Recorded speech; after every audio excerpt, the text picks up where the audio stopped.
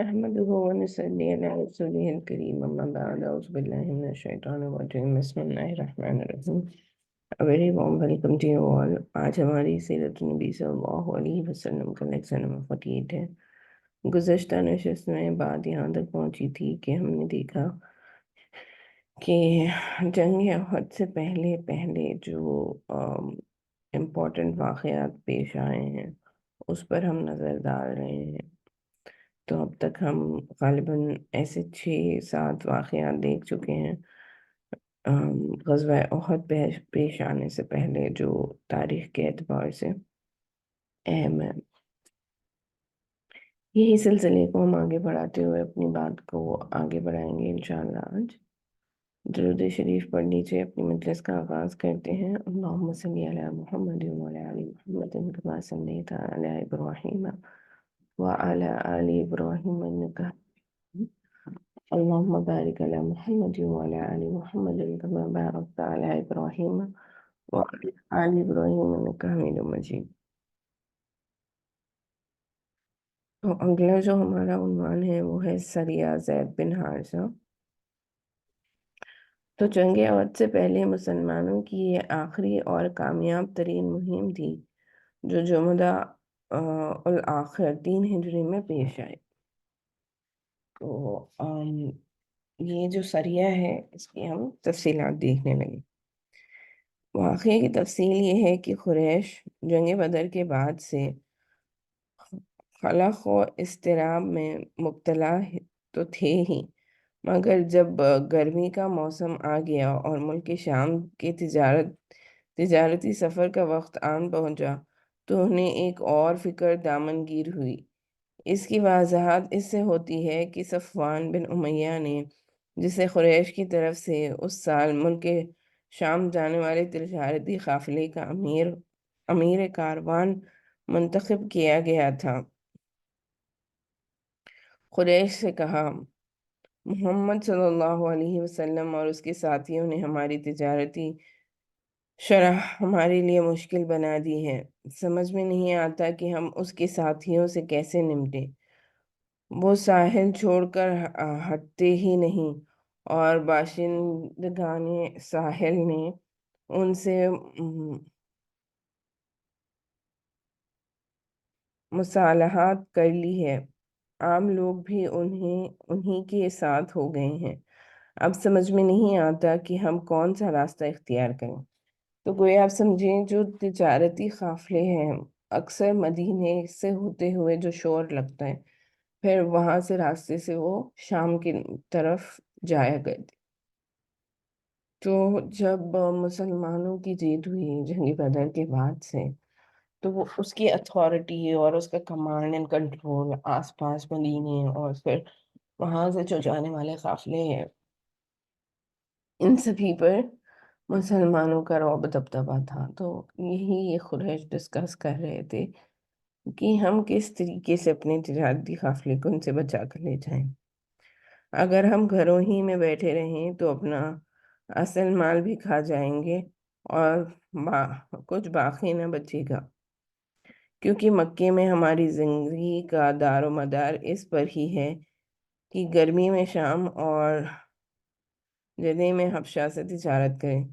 تو آپ سمجھیں ان کے 2 اہم سفر ہوتے تھے، ایک ملک شام کی طرف اور ایک ملک حبشہ کی طرف، جو بڑے تجارتی کے اور ان کا سارا آپ سمجھیں اکانومی ایک طریقے سے سمجھیں یا ان کی ارننگ سمجھیں یہ ساری تجارتی قافلوں پر ہی ڈپینڈنٹ تھی.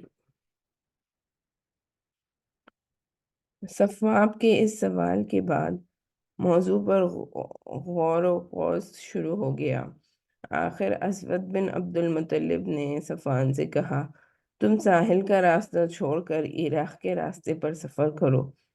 واضح رہے کہ یہ راستہ بہت لمبا ہے، نجد سے ہو کر شام جاتا ہے اور مدینے کے مشرق میں خاصے فاصلے سے گزرتا ہے. قریش اس راستے سے بالکل ناواقف تھے، اس لیے اسود بن عبد المطلب نے صفوان کو مشورہ دیا کہ وہ فرات بن حیان کو جو قبیلہ بکر بن ولی سے تعلق رکھتا ہے راستہ بتانے کے لیے رہنما رکھ لے، وہ اس سفر میں اس کی رہنمائی کر سکے گا۔ اس انتظام کے بعد قریش کا کاروان صفوان بن امیہ کی خدمت میں نئے راستے سے روانہ ہوا۔ تو انہوں نے کیا کیا کہ بیسیکلی انہوں نے اپنا روٹ بدل دیا، مدینے کے بجائے عراق سے ہوتے ہوئے یہ جانے لگے۔ مگر اس کاروان اور اس کے سفر کے پورے منصوبے کی خبر مدینہ پہنچ گئی۔ ہوا یہ کہ سلید بن نعمان رضی اللہ تعالیٰ عنہ جو مسلمان ہو چکے تھے، نعیم بن مسعود کے ساتھ جو بھی مسلمان نہیں ہوئے تھے، شراب پینے پلانے کی ایک مجلس میں جمع ہوئے۔ یہ شراب کی حرمت سے پہلے کا واقعہ ہے، یعنی صحابہ نان مسلم کے ساتھ شراب پینے گئے۔ اس سے آپ کے ذہن میں یہ خیال آئے کہ شراب کیوں پی رہے تھے، بلکہ اس وقت تک شراب کی حرمت کا حکم ابھی نازل ہی نہیں ہوا تھا۔ جب نعیم پر نشے کا غلبہ ہوا تو انہوں نے قافلے اور اس کے سفر کے منصوبے کی تفصیل بیان کر ڈالی۔ سلیت رضی اللہ تعالیٰ عنہ جو تھے، سلیت رضی اللہ تعالیٰ عنہ پوری برق رفتاری کے ساتھ خدمت نبی صلی اللہ علیہ وسلم میں حاضر ہوئے اور ساری تفصیل کہہ سنائی۔ رسول اللہ صلی اللہ علیہ وسلم نے فوراً حملے کی تیاری کی اور 100 سواروں کا ایک رسالہ حضرت زید بن حارثہ قلبی رضی اللہ تعالیٰ عنہ کی کمان میں دے کر روانہ کر دیا۔ حضرت زید رضی اللہ تعالیٰ عنہ نے نہایت تیزی سے راستہ طے کیا اور ابھی قریش کا قافلہ بالکل بے خبری کے عالم میں خرواہ نمی سے چشمے پر پڑاؤ ڈالنے کے لیے اتر رہا تھا کہ اسے جا لیا اور اچانک یلغار کر کے پورے قافلے پر قبضہ کر لیا۔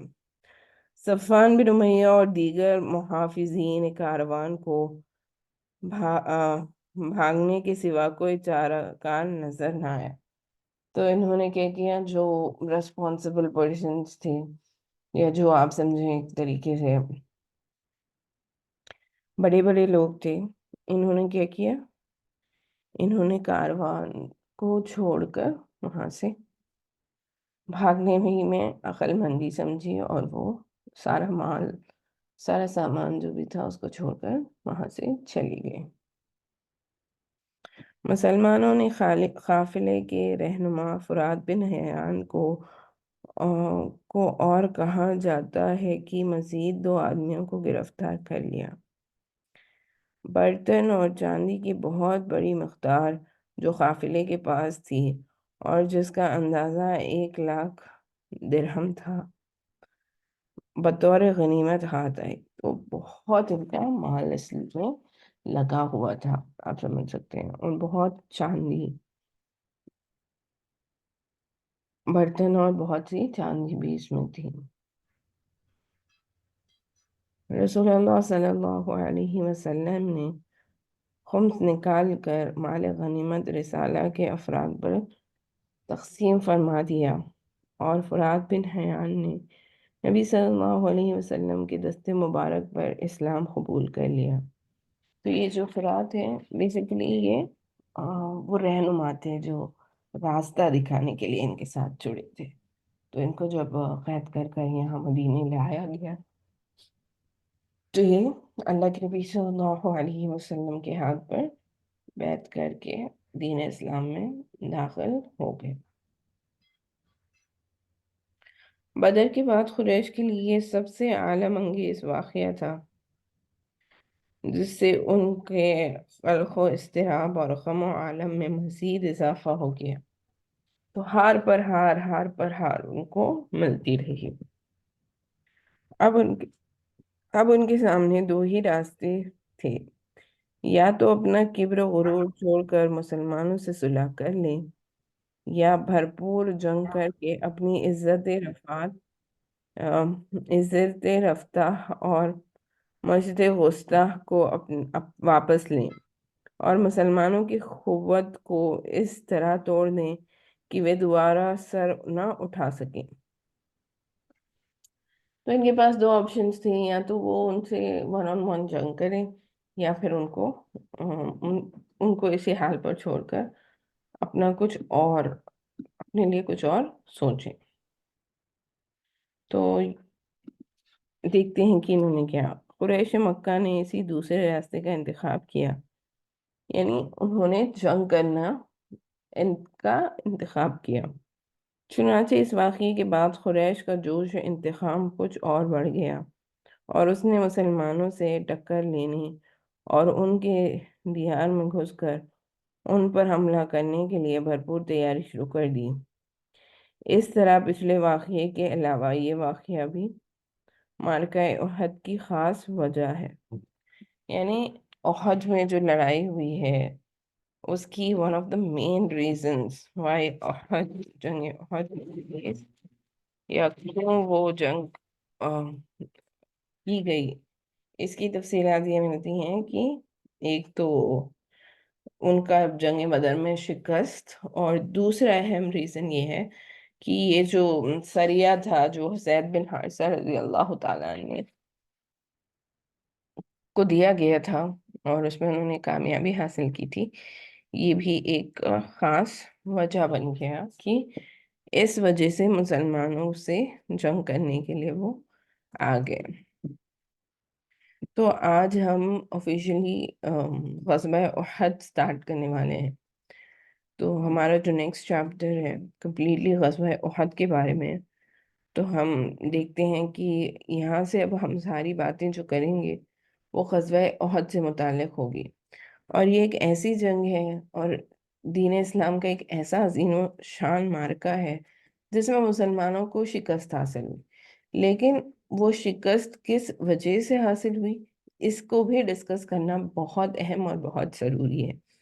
تو دھیان سے سنیے، مسلمانوں کو انیشلی اس جنگ میں کامیابی حاصل ہوئی، لیکن کچھ باتیں جو آپ آ کے دیکھیں گے کہ مسلمانوں سے جو غلطی ہو گئی تھی جس کی وجہ سے مسلمان جو ہے شکست کا ان کو سامنا کرنا پڑا۔ اور اس جب ہم جنگ احد کی بات کرتے ہیں تو خالد بن ولید جو اس وقت تک ایمان نہیں لائے تھے، ان کو یاد رکھنا ہے ہمیں، کیونکہ پاسا جو پلٹا ہے وہ انہی کی وجہ سے پلٹا ہے۔ اس وقت تک یہ ایمان نہیں لائے تھے اور مسلمانوں سے جنگ کرنے کے لیے قریش کی طرف سے یہ آئے تھے۔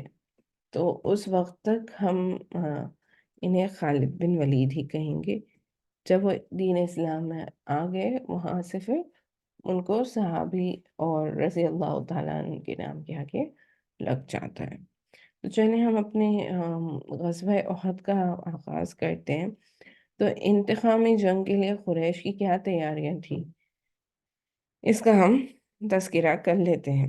تو اہل مکہ کو معرکہ بدر میں شکست و ہزیمت کی جو ذاق اور اپنے اشراف اور سرداروں کے قتل کا جو صدمہ برداشت کرنا پڑا تھا، اس کے سبب وہ مسلمانوں کے خلاف غیظ و غضب سے کھول رہے تھے، حتیٰ کہ انہوں نے اپنے مقتولین پر آہ و فگاہ کرنے سے بھی روک دیا تھا، اور قیدیوں کے فدیے کی ادائیگی میں بھی جلد بازی کا مظاہرہ کرنے سے منع کر دیا تھا، تاکہ مسلمان ان کے رنج و غم کی شدت کا اندازہ نہ کر سکیں۔ تو جنگ بدر کے بعد آپ دیکھ چکے ہیں کہ کیا کیا حالات پیش آئے اور کس طریقے سے انہوں نے غم منانے سے بھی اپنے آپ کو روکے رکھا تھا۔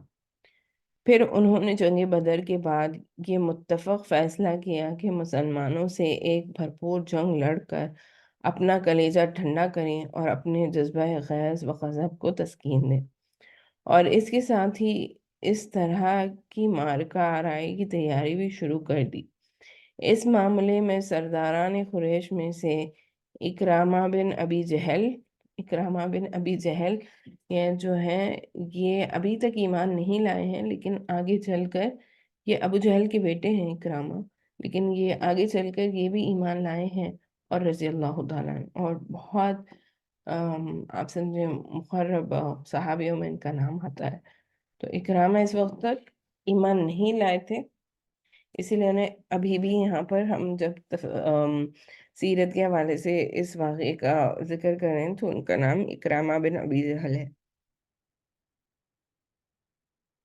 اور صفوان بن امیہ، ابو سفیان بن حرب، ابو سفیان بھی ایمان نہیں لائے تھے اس وقت تک، یہ سب سے آخر میں ایمان لائے ہیں فتح مکہ کے بعد۔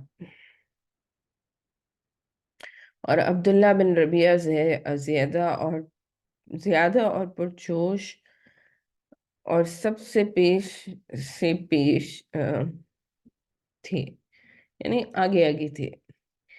ان لوگوں نے اس سلسلے میں پہلا کام یہ کیا کہ ابو سفیان کو وہ قافلہ جو جنگ بدر کا باعث بنا تھا اور جسے ابو سفیان بچا کر نکال لے جانے میں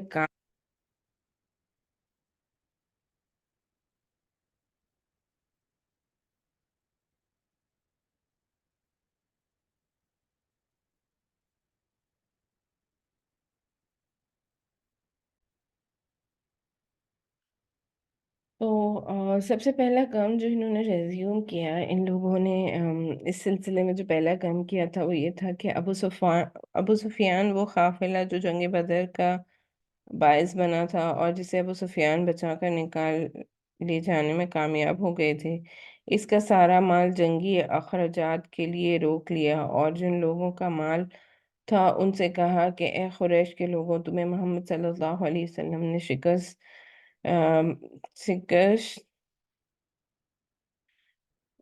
دی ہے، لگایا ہے، اور ہمارے لیے تمہارے منتخب سرداروں کو خطر کر ڈالا ہے، لہٰذا ان سے جنگ کرنے کے لیے اس مال کے ذریعے مدد کرو۔ ممکن ہے کہ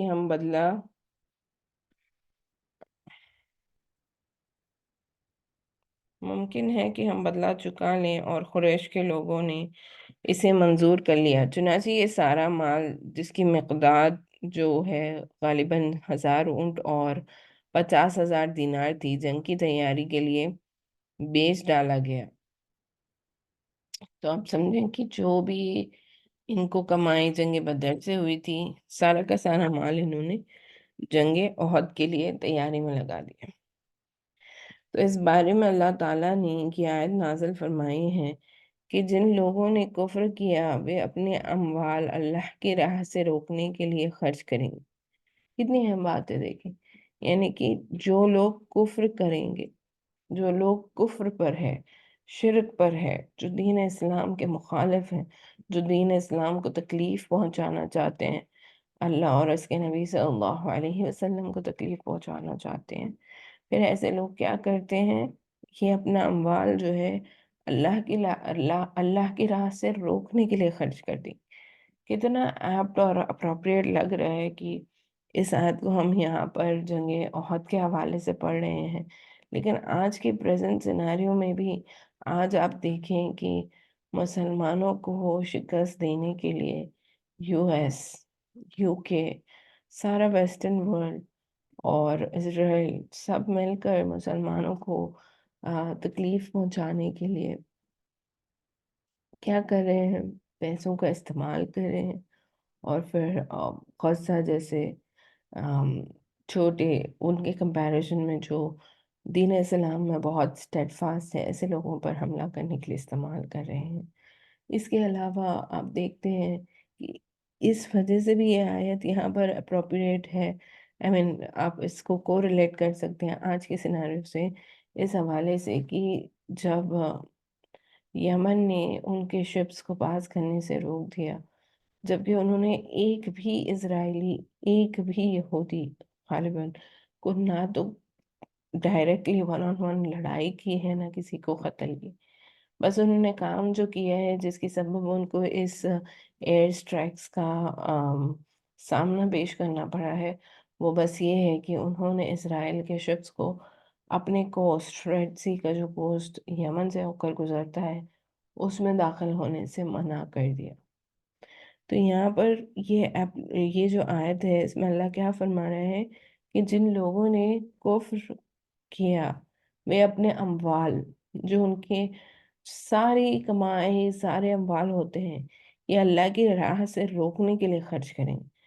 تو یو ایس، یو این، اسرائیل سب مل کر یمن کے لوگوں کو اس چیز سے روکنے کے لیے کہ انہوں نے بے سہارا، جو بے بس اور لاچار فلسطین کے مسلمان ہیں جن پر ظلم کیا جا رہا، ان کے اگینسٹ ایک چھوٹا سا قدم انہوں نے اختیار کرنے کی کوشش کی، جس کے سبب انہوں نے کیا کیا، اپنا سارا مال اللہ کی راہ سے روکنے کے لیے لگا دیا۔ تو یہ خرچ تو کریں گے، لیکن پھر یہ ان کے لیے باعث حسرت ہوگا، پھر مغلوب کیے جائیں گے انشاءاللہ۔ ہم امید کرتے ہیں اس آیت کے حوالے سے کہ آگے جو اس میں تفصیلات پیش کی گئی ہیں کہ یہ جو خرچ کر رہے ہیں یہ پھر ان کے لیے ہی باعث حسرت ہوگا۔ تو انشاءاللہ ہم اللہ سے امید رکھتے ہیں کہ جس طریقے سے اللہ سبحانہ وتعالیٰ نے جنگ احد میں، جنگ بدر میں مسلمان جو دین اسلام کے لیے لڑ رہے تھے ان کی غائبانہ اللہ سبحانہ وتعالیٰ نے مدد کی ہے، تو اللہ اور پھر اس کے سبب ان کو کامیابی حاصل ہوئی ہے، دین اسلام کو غلبہ حاصل ہوا ہے۔ تو اسی حوالے سے انشاءاللہ اللہ سبحانہ وتعالیٰ سے ہم یہ امید رکھ سکتے ہیں کہ اللہ سبحانہ وتعالیٰ ضرور بضرور ہر چیز کو دیکھ رہا ہے، اور آنے والے حالات کو اللہ سبحانہ وتعالیٰ جو ہے تبدیل کرنے پر قدرت رکھتا ہے، اور پھر یہ جو مال یہ خرچ کر رہے ہیں مسلمانوں کو تکلیف دینے کے لیے، اللہ سبحانہ وتعالیٰ ان کے لیے اس کو باعث حسرت بنائے گا، اور پھر یہ مغلوب کیے جائیں گے انشاءاللہ۔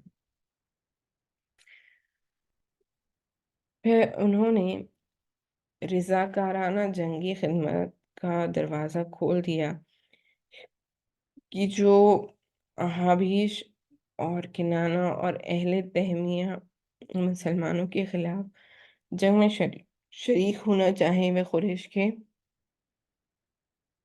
جھنڈے تلے جمع ہو جائیں، یعنی الگ الگ قبیلوں سے بھی انہوں نے مدد لی۔ اس طریقے سے انہوں نے اس مقصد کے لیے ترغیب و تحریض کی مختلف صورتیں بھی اختیار کی، یہاں تک کہ ابو عزہ شاعر جو جنگ بدر میں قید ہوا تھا اور جس کو رسول اللہ صلی اللہ علیہ وسلم نے عہد لے کر کہ اب وہ رسول اللہ صلی اللہ علیہ وسلم کے خلاف کبھی نہ اٹھے گا، ازارہ احسان بلا فدیہ چھوڑ دیا تھا، اسے ابو صفوان بن امیہ نے ابھارا کہ وہ قبائل کو مسلمانوں کے خلاف بھڑکانے کا کام کرے، اور اس سے زیادہ عہد کیا کہ اگر وہ لڑائی سے بچ کر زندہ و سلامت واپس آ گیا تو اسے مالا مال کر دے گا۔ یعنی یہ جو شخص تھا جس کا نام عزہ جو شاعر تھا، اس کو جنگ بدر میں اللہ کے نبی صلی اللہ علیہ وسلم نے معاف کر دیا تھا، فدیہ لے کر بلا فدیہ چھوڑ دیا تھا، آپ نے احسان کیا تھا اس پر، اس بنا پر کہ وہ دوبارہ مسلمانوں کے خلاف اور اللہ کے نبی صلی اللہ علیہ وسلم کے خلاف کبھی بھی نہیں کھڑا ہوگا۔ لیکن وہ کیونکہ شاعر تھا، وہ ایسے اشعار پڑھ کے لوگوں کو اس طریقے سے، جنگ میں ایسا ہوتا تھا کہ ان کے ساتھ جو اشعار پڑھنے والے ہوتے تھے ان کا کام ہی ہوتا تھا کہ وہ بس اشعار پڑھتے جائیں، جس کی حوث جو ہے جو جنگ لڑ رہے ہیں وہ سن کر موٹیویٹ ہوتے رہیں اور لڑنے کا جذبہ ان میں قائم رہے۔ تو اس سے یہ کہا کہ اگر تم اس جنگ میں شامل ہوتے ہو تو پھر تمہیں مالا مال کر دیا جائے گا، ورنہ اس کی لڑکیوں کی کفالت کرے گا۔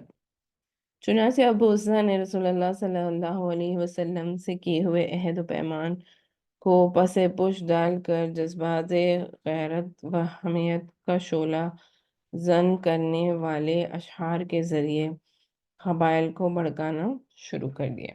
جب اس کو مال سے للچایا گیا اور اس کو یہ ساری چیزیں دینے کے لیے بارے میں بتایا گیا تو اس نے نبی صلی اللہ علیہ وسلم سے جو عہد کیا تھا پھر اس نے اس کو پیچھے ڈال دیا، یعنی بھول گیا، اور اس کا باس لحاظ نہ رکھتے ہوئے اس نے دوبارہ لوگوں کو بھڑکانے والے شعلہ انگیز آپ سمجھے اشعار پڑھنے شروع کر دیے۔ اس طرح قریش نے ایک اور شاعر مصافہ بن عبد مناف جمحی کو اس مہم کے لیے تیار کر لیا۔ تو دو شاعر تھے آپ سمجھے۔ اس کے بعد ادھر ابو سفیان نے غزوہ سویق سے ناکام بنا مراد بلکہ سامان رسد کی ایک بہت بڑی مقدار سے ہاتھ دھو کر واپس آنے کے بعد مسلمانوں کے خلاف لوگوں کو ابھارنے اور بھڑکانے میں کچھ زیادہ ہی سرگرمی دکھائی۔ تو انہوں نے بہت زیادہ سرگرمی دکھائی۔ پھر آخر میں سریہ زید بن حارثہ رضی اللہ تعالیٰ عنہ کے واقعے سے قریش کو جس سنگین اور اقتصادی طور پر کمر توڑ خسارہ سے دوچار ہونا پڑا تھا اور انہیں جس قدر بے اندازہ رنج و غم کا عالم پہنچا تھا، اس نے آنکھ پر تیل کا کام کیا اور اس کے بعد مسلمانوں سے ایک فیصلہ کن جنگ لڑنے کے لیے قریش کی تیاری کی رفتار بڑی تیزی سے آئی۔ یعنی انہوں نے بہت ڈیڈیکیٹڈلی اپنی جنگ کی تیاری شروع کر دی۔ اس کے آگے جو ہمارا ٹاپک ہے وہ ہے قریش کا لشکر، سامان جنگ اور کمان۔ چنانچہ اس سال پورا ہوتے ہوتے قریش کی تیاری جو ہے وہ مکمل ہو گئی۔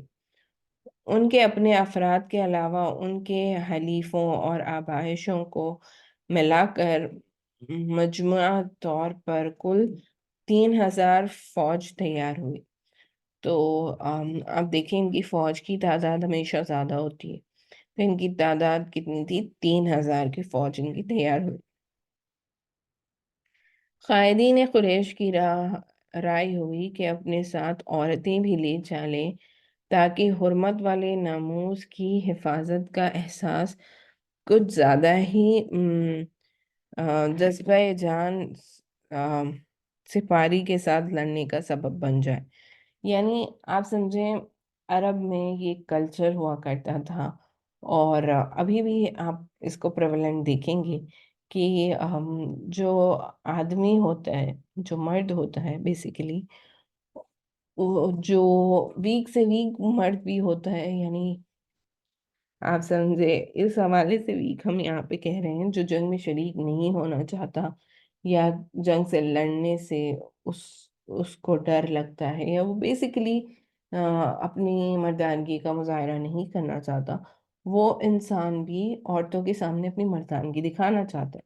یعنی گویا اگر کوئی شخص عورتوں کے سامنے بھی کمزور پڑ جائے اور عورتوں کے سامنے جنگ لڑنے سے پرہیز کرے یا منع کر دے، تو گویا اسے عرب کے لوگ جو ہے تانے دیتے ہیں اور اس کی کوئی عزت ہی باقی نہیں ہوتی کہ وہ عورتوں کے سامنے بھی ڈر گیا۔ تو اس وجہ سے وہ عورتوں کو بھی ساتھ لے جانا چاہتے تھے کہ وہ کسی بھی حال میں جنگ سے بھاگ کر واپس نہ آ سکے۔ لہٰذا اس لشکر میں ان کی عورتیں بھی شامل ہوئی جن کی تعداد 15 تھی۔ سواری و برقباری کے لیے 3000 اونٹیں تھیں اور رسالے کے لیے 200 گھوڑے۔ ان گھوڑوں کو تازہ دم رکھنے کے لیے انہیں پورے راستے بازو میں لے جایا گیا، یعنی ان پر سواری نہیں کی گئی۔ حفاظتی ہتھیاروں میں 700 زرہیں تھیں۔ تو جو پروٹیکٹیو گیئرز ہوتے ہیں اس میں ان کے پاس 700 زرہیں تھیں۔ ابو سفیان کو پورے لشکر کا سپہ سالار مقرر کیا گیا۔ رسالے کی کمان خالد بن ولید کو دی گئی اور اکرامہ بن ابی جہل کو ان کا معاون بنایا گیا۔ تو آپ سمجھیں یہ پرومیننٹ بڑے بڑے لوگ ہیں جن کی ریسپانسبلٹیز کے بارے میں یہاں پہ مینشنڈ ہے۔ پرچم مقرر دستور کے مطابق قبیلہ بنی عبد الدار کے ہاتھ میں دیا گیا۔ یہ چیز ہمیشہ یاد رکھیں کہ جنگ جب ہوتی تھی پہلے زمانے میں، جو 1 on 1 کلاش ہوتا تھا، اس میں ساری جنگ کو لیڈ کرنے والا ایک ہوتا تھا، پھر جو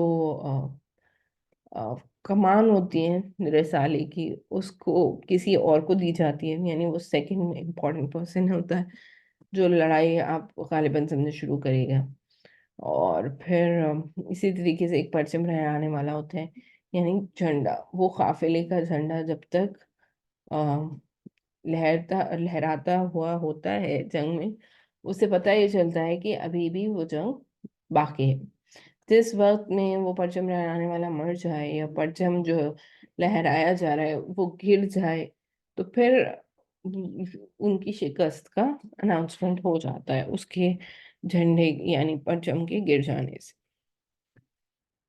اس کے بعد جو ہمارا اگلا سب ٹاپک ہے وہ ہے مکی لشکر کی روانگی.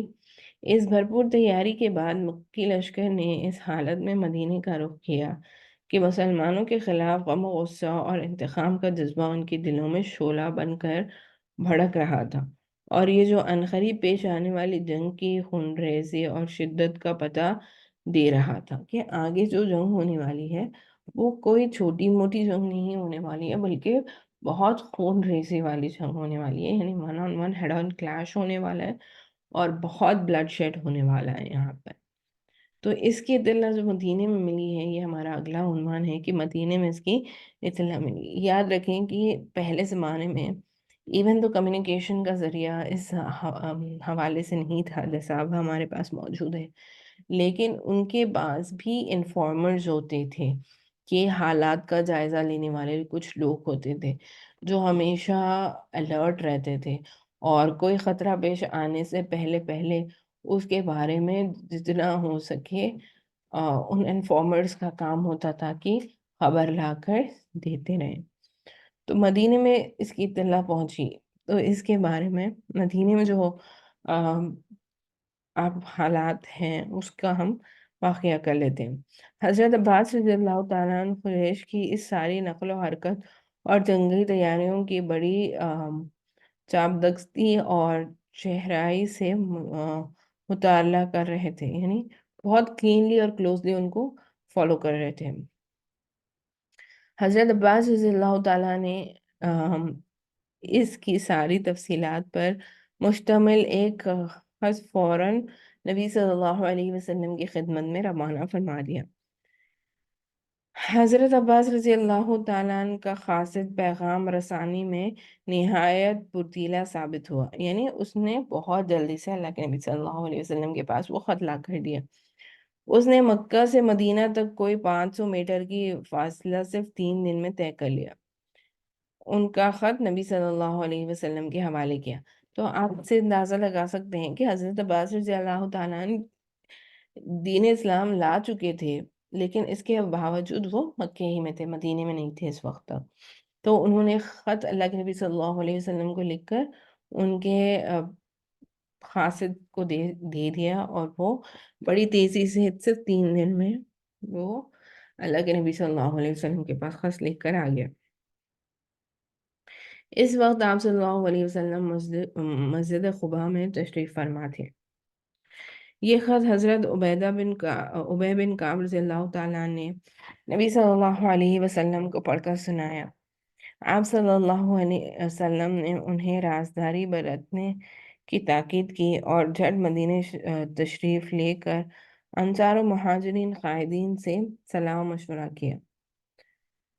تو چونکہ اللہ کے نبی صلی اللہ علیہ وسلم مسجد قباء میں تھے اس وقت، تو اللہ کے نبی صلی اللہ علیہ وسلم نے رازداری اختیار کرنے کا ان کو مشورہ دیا، اور پھر جو صحابی اللہ کے نبی صلی اللہ علیہ وسلم کے ساتھ مسجد قباء میں تھی وہ واپس مدینہ تشریف لے گئے. اس کے بعد جو ہے وہ ہے ہنگامی صورتحال کے مقابلے کی تیاری. اس کے بعد مدینے میں عام لام بندی کی کیفیت پیدا ہو گئی. لوگ کسی بھی اچانک صورتحال سے نمٹنے کے لیے ہمہ وقت ہتھیار بند رہنے لگے، یعنی चौकन्ना रहने लगे, अलर्ट रहने लगे, और उनके साथ उनके हथियार हमेशा मौजूद। हत्ता कि नमाज में भी हथियार जुदा नहीं किया जाता था। अंसार का एक मुख्तसर सा दस्ता, जिसमें साद बिन मुआज, उसैद बिन हुजैर और साद बिन उबादा रज़ियल्लाहु ताला अन्हु थे, रसूलुल्लाह सल्लल्लाहु अलैहि वसल्लम की निगरानी पर तैनात हो गए। तो ये तीनों जो आप मदीने के प्रोमिनेंट लोग थे, और आप समझें ये काइंड ऑफ हेड्स भी थे। तो ये तीनों अल्लाह के नबी सल्लल्लाहु अलैहि वसल्लम की निगरानी पर तैनात थे।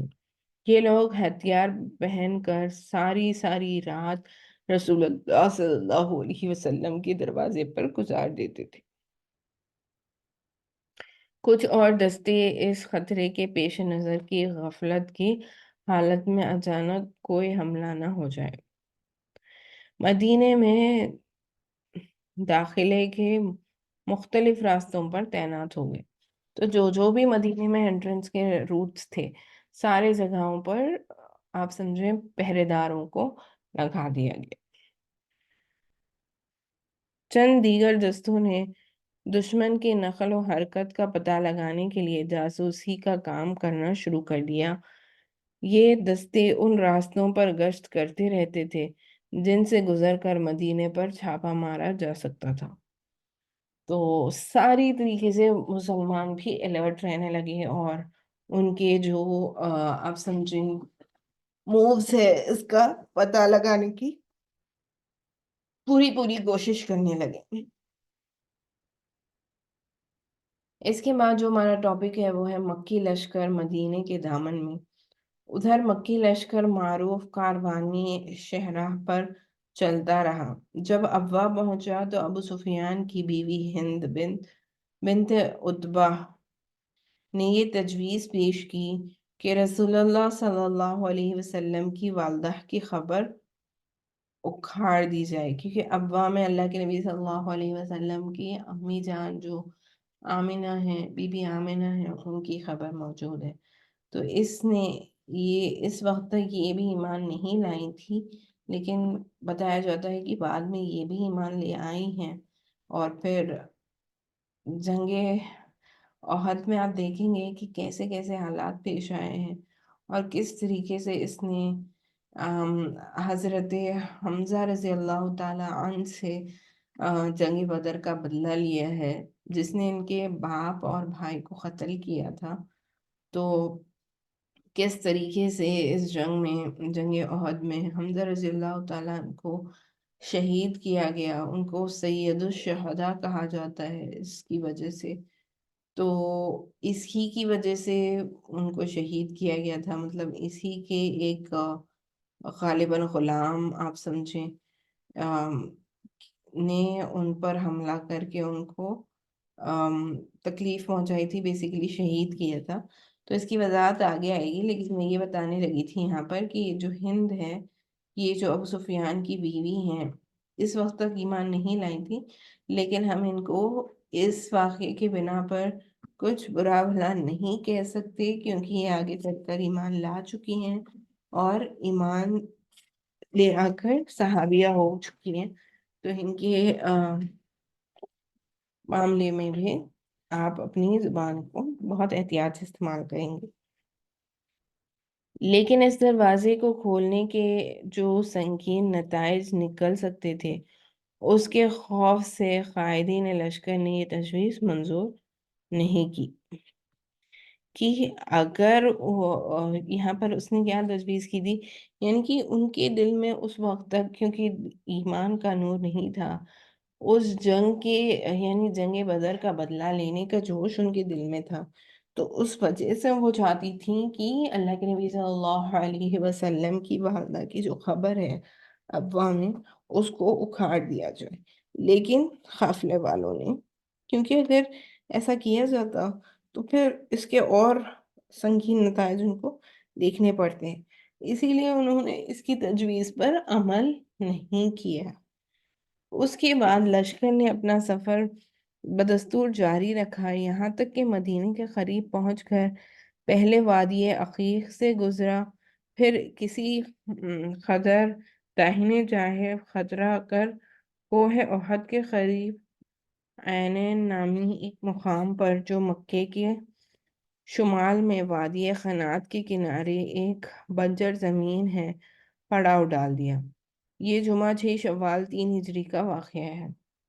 तो आज भी अगर आप वहाँ पे ओहद के पहाड़ के पास जाएंगे और देखेंगे तो उस पहाड़ को, और वो पहाड़ जिस पर तीरंदाजों को अल्लाह के नबी सल्लल्लाहु अलैहि वसल्लम ने तैनात किया था, गालिबन उस पहाड़ का नाम भी कुछ मिलता है। इंशाल्लाह मैं आपको उसके पिक्चर्स अगले नशस्त में दिखाऊंगी, जो जंगे ओहद के प्रोमिनेंट अभी हम प्रैक्टिकली देख सकते हैं। इंशाल्लाह हम अगली नशस्त में उसको पहले देखेंगे, फिर आगे डिस्कशन करेंगे हमारा।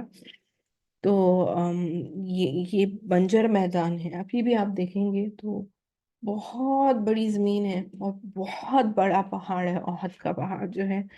और आप देखेंगे कि दूसरे जो पहाड़ है वहाँ की ज़मीन पर बहुत पहाड़ है। आप अरब चले जाएं तो आप देखेंगे कि पहाड़ ही पहाड़ है। लेकिन ये जो, जैसे हमने आपसे गुज़िश्ता नशिस्त में, यानी जब हम जंग बदर का वाकया डिस्कशन कर रहे थे, हमने आपसे बताया भी था और आपको दिखाया भी था कि जबल मलाइका जो है वो एक रेतीला पहाड़ है जहाँ पर से फरिश्ते उतरे थे। तो आप उसको प्रोमिनेंटली डिस्टिंक्ट कर सकते हैं, वो इतना डिफरेंट है। वो रेत का पहाड़ है।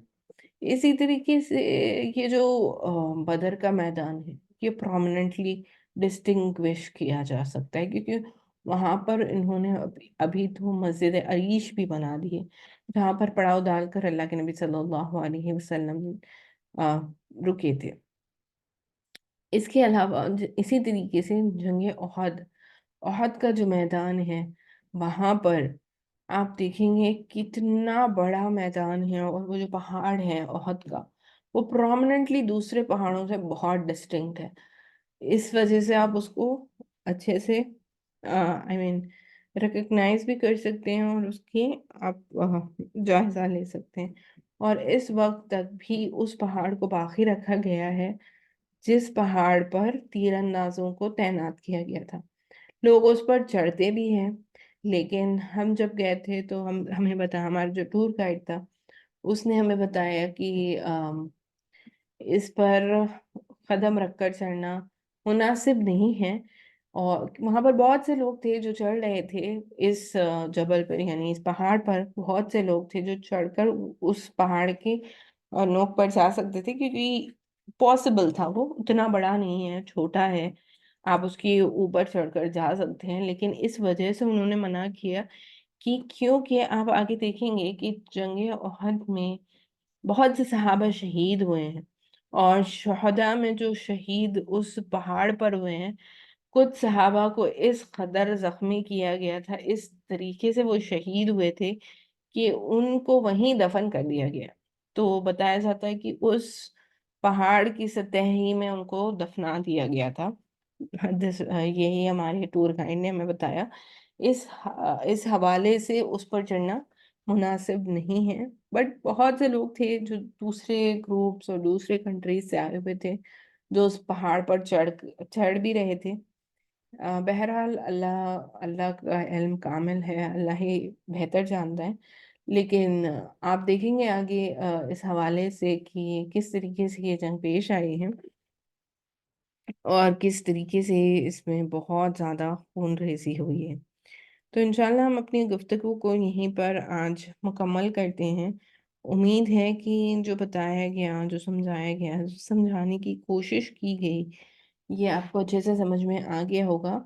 इंशाल्लाह हम जब नक्शा देखेंगे और समझने की कोशिश करेंगे अगली नशस्त में पहले, तो फिर आपको जो ओहद का मैदान है उसके हवाले से जो डिटेल्स यहाँ पे बताई गई हैं वो और भी वाज़े तौर से क्लियर हो जाएंगी।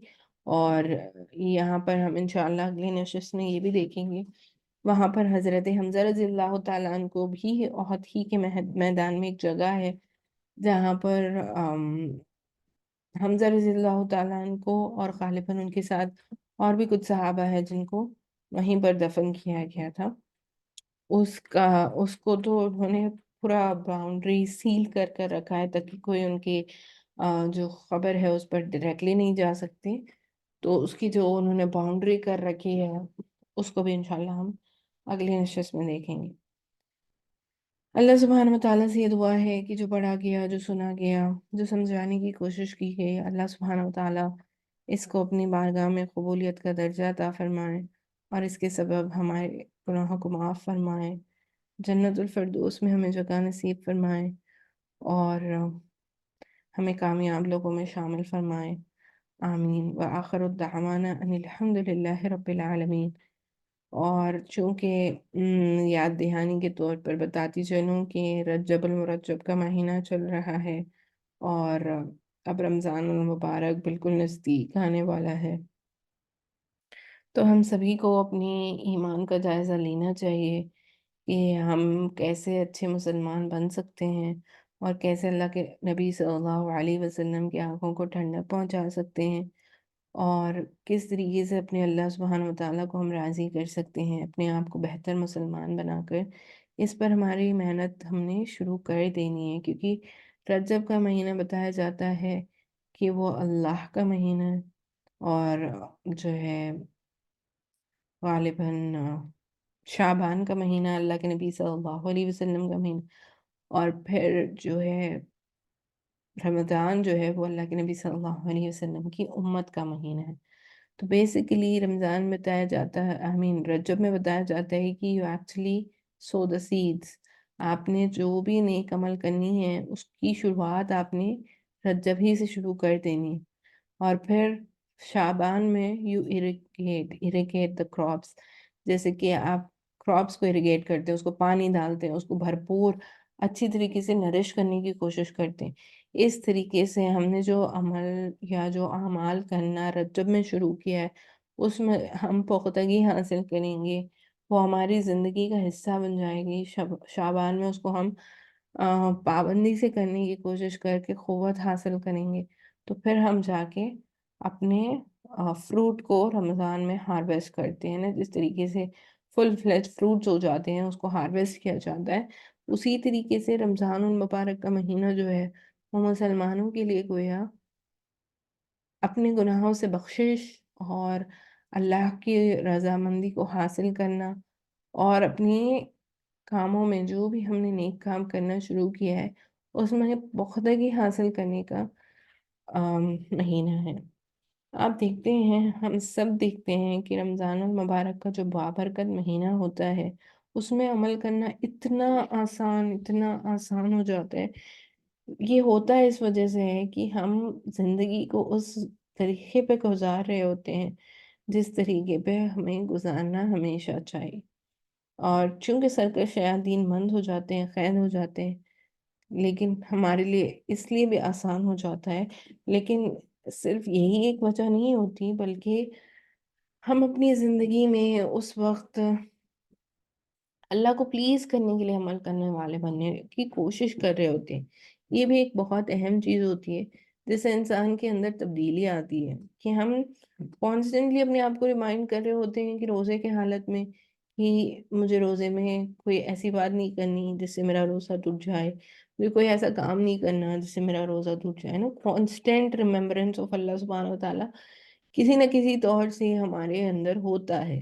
तो ये जो कांस्टेंट रिमेम्बरेंस ऑफ अल्लाह सुब्हानहू व तआला है, यही की है पैराडाइज़ के लिए, यानी जन्नत में जाने का सबब जो बनता है, वो अल्लाह सुब्हानहू व तआला की याद है, यानी अपने आप को हमेशा गॉड कॉन्शियस रखना। रोज़े से जो सबसे पहली और अहम चीज़ इंसान को हासिल होती है, वो है तक़वा। तक़वा जो आता है इंसान के अंदर, जिसे हम इन अदर वर्ड्स कहते हैं गॉड कॉन्शियसनेस, कि अल्लाह सुब्हानहू व तआला के होने की, मौजूदगी होने की हमारे अंदर अम, वो पैदा हो जाती है। जैसे आप रोज़ा हैं, कोई आपको देख रहा नहीं होता कि आप खा रहे हैं, नहीं हैं, हत्ता कि आपके घर में कोई मौजूद भी ना हो, तब भी आप अपने आप को रोकते हैं कि कोई मुझे देखे, ना देखे। अल्लाह सुब्हानहू व तआला मुझे हमेशा देख रहे हैं, इसका इस्तेज़ार हमारे दिलों में होता है। तो जब हमारा इस्तेज़ार इस हवाले से हो जाता है कि अल्लाह सुब्हानहू व तआला हमारे अंदर हमें देख रहे हैं, इस्तेज़ार होना जो है وہ جو کیفیت پیدا ہوتی ہے وہ تقوی کی کیفیت میں انسان روزے کی حالت میں ہوتا ہے۔ تو انسان جب اپنی اس روزے والی تقویت والی حالت کو روزے کے بعد بھی اختیار کر لیتا ہے، تب اس کی زندگی تقوی والی ہو جاتی ہے۔ تو ہمیں بھی کوشش کرنی چاہیے کہ ہم اپنے آپ کے اندر اس تقوی کو پیدا کر سکیں۔ اللہ سبحانہ وتعالیٰ سے دعا کریں کہ اللہ سبحانہ وتعالیٰ ہمارے لیے آسانی کا معاملہ فرمائے اور ہمیں دین اسلام کے کام کے لیے قبول فرمائے، اور آنے والے رمضان المبارک کو ہمارے زندگی کا سب سے بہترین رمضان، جس میں ہم اپنے آپ کو تبدیل کرنے والے مسلمان بن جائیں، ایسا رمضان گزارنا ہمارے لیے نصیب فرمائے۔ آمین یا رب العالمین۔ وآخر دعوانا ان الحمد للہ رب العالمین۔ سبحان اللہ وبحمدہ، سبحانک اللہم وبحمدک، ونشہد ان لا الہ الا انت، نستغفرک ونتوب الیک۔ سبحان ربک رب العزت عما یصفون، وسلام علی المرسلین والحمد للہ رب العالمین۔